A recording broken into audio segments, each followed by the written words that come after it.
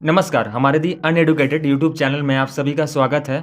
आज के हमारे वीडियो का जो टॉपिक है वो है टूल किट के ऊपर। इन दिनों भारत में सेक्युलर वर्ड के जैसा टूल किट वर्ड भी हाइलाइट्स में है।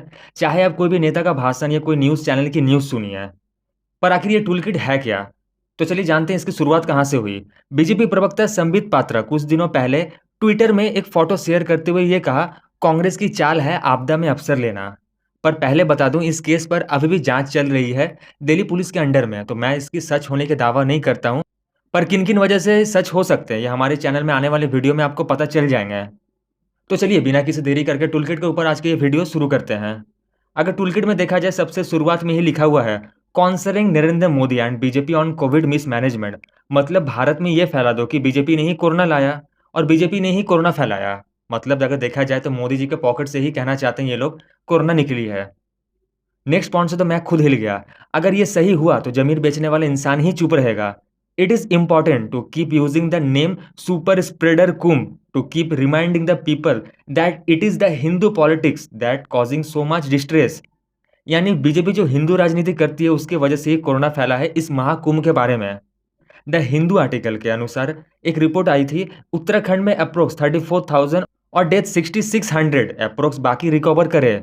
और ये जो रिपोर्ट बता रहा हूँ ये 4 जून 2021 तक की है। मतलब आप देखिए, महाकुंभ अप्रैल में खत्म हो गया, उसके बाद आपको 1 मंथ के समय मिलते हैं, उसके बाद भी कोरोना ओनली 34,000।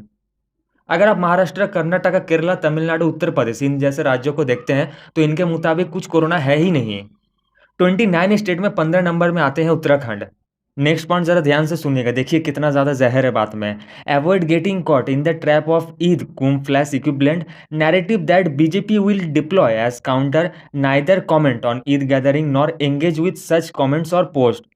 कितना डेंजरस है कि कुंभ ईद में जो भीड़ हुए हैं उस पर बात मत करो, किसी भी टाइप के ईद और महाकुंभ के झमेले में ना पड़ो।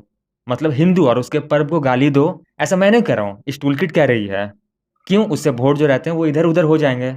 इसके बाद ये लिखा हुआ है, Eid gathering are happy social gathering of families और कम्युनिटीज। मैं कहता हूँ ईद क्यों नहीं मनाएगा, उनकी सबसे बड़ा पर्व है। और हम क्यों नहीं कुंभ मनाएं, हमारी सबसे बड़ी पर्व है, 12 साल में बस एक बार ही आते हैं। और पता है ये राजनीतिक दल ऐसा क्यों कह लेते हैं? क्योंकि ये हमारे हिंदू समाज की दान है। और ये हमारे ही सोच है, जो हमें अपने लाइफ में बिजी रहते हुए हमारे धर्म के बारे में कोई अगर कुछ बोल के भी चले जाए तो हम इग्नोर करते हैं। इसके बाद ये लिखा हुआ है, amplifying the work of frontal Congress organisation, Indian youth Congress and other frontal organisation can be seen as taking lead in the helping people. ये लीड लेने की कोशिश करो, यानी मदद दिल से नहीं दिमाग से आ रही है। और एक बात की लॉजिक आप सब मुझे समझाओ, मुझे समझ नहीं आया। इंडिया में 1.6 करोड़ लोग अप्रोक्स ट्विटर चला रहे हैं, इनमें से कौन से गरीब की पोस्ट ज़्यादा रीट्वीट होते हैं? और इनमें से कौन से गरीब ज़्यादा ट्विटर चला रहे हैं? और वो बंदा केवल मात्र ट्विटर में ही क्यों? पता है इनको गाली देकर कोई फायदा नहीं है, गाली आपको देना है कि आप आंख बंद करके इन सब पोस्ट पर विश्वास भी कर लेते हैं। और हमारे इस ना जाने समझे शेयर करने की वजह से ही भारत में इमाना केयर जैसी संस्था आते हैं और भारत से फंड लेके जाते हैं भारत में हमला करने के लिए ही। उसके बाद भी लिखा हुआ है, create a social media team to trace every request for help and contact them on DMs और डायरेक्टली। मतलब टीम बनाओ और ट्रैक करो। Once contact is establish, request them to send a social media post again, this time the tagging the Indian youth Congress social media handle. मतलब मदद करने के बाद उनसे कहो एक पोस्ट शेयर करने के लिए, बस इस बार लेकिन इंडियन यूथ कांग्रेस ना है, क्योंकि उनके मदद से मदद हुआ ये पता कैसे चलेगा। इसके बाद collaborate in advance with friendly journalist on social media to immediately amplifying this message. मतलब एक दोस्ताना पार्ट 2 की न्यूज़ चैनल बनाओ जहां रवीश कुमार बैठे रहेंगे और इनको एम्पलीफाइंग करो, यानी हल्ला करो कि इनको मदद करो मदद करो। इसके बाद liaise with local ground level political leaders in cities to keep some beds and others facilities blocked on friendly hospital and to be released only on our request. मतलब सोचिए जरा, जब देश में बेड नहीं था, कांग्रेस ने ऐसा बोला था अपने लोकल लीडर्स से कि आप कुछ अपने दोस्ताना जो हॉस्पिटल्स है उनमें से कुछ बेड्स को रिजर्व रखिए और कुछ फैसिलिटी रिजर्व रखिए। उनके कहने पर ही वो बेड किसी को दिया जाए। मतलब सीधी सी बात, जो ट्विटर में पोस्ट और शेयर नहीं कर पाए उनको मदद नहीं मिली और वो मर गए। अगर थोड़ी सी भी समय है तो वीडियो के बाद जरा सोच के देखिएगा। इसके बाद प्राइम मिनिस्टर मोदी की इमेज खराब करने के लिए कहा गया है और ये भी कहा गया है कि उनसे कभी भी हो नहीं पाया इन 7 सालों में, तो यही मौका है, इस टाइम में वो कर सकते हैं। और ये लाइन में जो इंटरेस्टिंग जो सारे बातें हैं, वो सब मैं आपको पढ़ के बताऊँगा। Use resources created on social media to question Modi's incompetence from handle which looks like Modi और बीजेपी सपोर्टर। यानी ऐसा पेज बनाओ और दिखाओ कि ऐसा लगे वो पेज बीजेपी सपोर्टर थी और फिलहाल बीजेपी सपोर्टर को ही गाली दे रहा है। मतलब ज़रा सोचिए ये प्लान कितने दिनों पहले से है। क्योंकि कल अगर आप कोई अकाउंट खोलते हैं और आज पोस्ट करते हैं बीजेपी का, तो सब सोचेगा ही आप कांग्रेस सपोर्टर है या आप कोई भी लेफ्ट पार्टी के सपोर्टर हैं। मतलब ये प्लानिंग सोचिए कितने महीनों पहले से चल रही थी। अब ये लाइन ज़रा ध्यान से सुनिएगा। Use of dramatic picture of funerals and dead bodies to get the right image and then reporting may be magnified. मतलब देखिए जरा क्या लिखा हुआ है और सोच देखिए, यानी आपके अपनों की चिता उनके लिए नरेंद्र मोदी पहुंचने तक की सीढ़ी है। सोचिए जरा कितना गंदा पॉलिटिक्स हो रही है भारत में।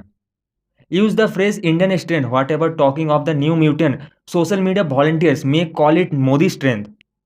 देखिए किस तरह से जहां चाइना वायरस बोलने पर चाइनीज यूएनओ में जाके अपना दवा बनाते हैं, भारत कोविड की नई मातृभूमि है, ये बताना चाह रहा है।